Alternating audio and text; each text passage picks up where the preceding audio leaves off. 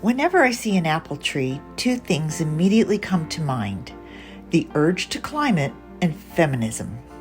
Yes, it's an odd combination, but bear with me. Growing up the only girl in a family of boys, it was no surprise that I was a tomboy.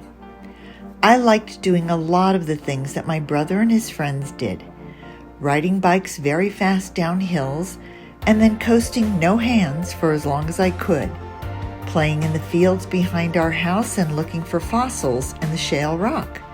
And I loved climbing the big apple tree in the open lot next door. One day, as I was riding my bike, I passed by this same apple tree where my brother and his friend Johnny were hiding in the branches above the street. As I approached, they started throwing small apples at me, narrowly missing several times. Being a target made me mad, and the more they taunted and laughed at me as I dodged the fruit, the madder I got. I vowed to get even. No boys were going to get the better of me. A few days later, I got my chance. When I saw the two boys take off on their bikes, I quickly took advantage and climbed the very same tree, knowing they would soon be riding by. Perching safely on my favorite branch, I carefully plucked a few apples and waited. A few minutes later, my patience was rewarded. I took aim and pitched the fruit at them, much like they had done to me. Fortunately, I wasn't a very good aim, and as I recall, I didn't hit anybody. But boy, were they mad. They quickly ran home, screaming that they were being attacked. I felt vindicated. But their revenge didn't last long. It seemed that turnabout was not considered fair play. Little Johnny ran home to his mama, complaining that he had been targeted with flying apples by a girl up in the apple tree.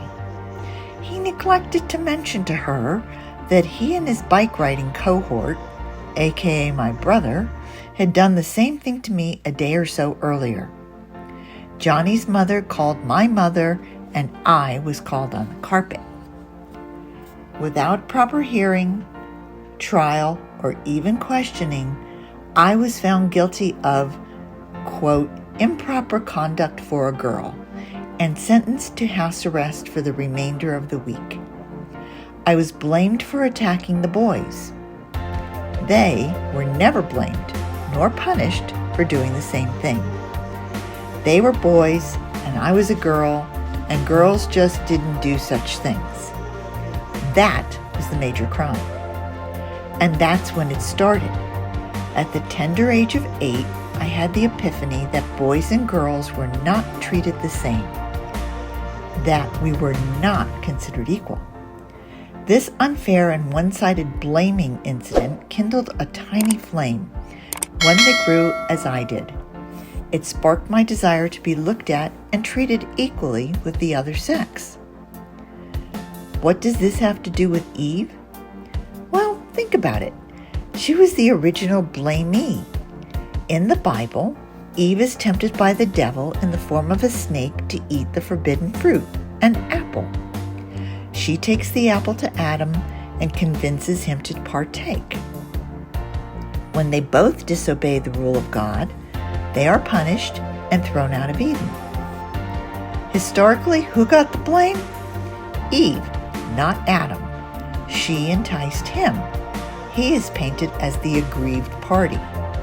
Yes, they were expelled from paradise together, but in lore and in art, the fault is usually portrayed as hers.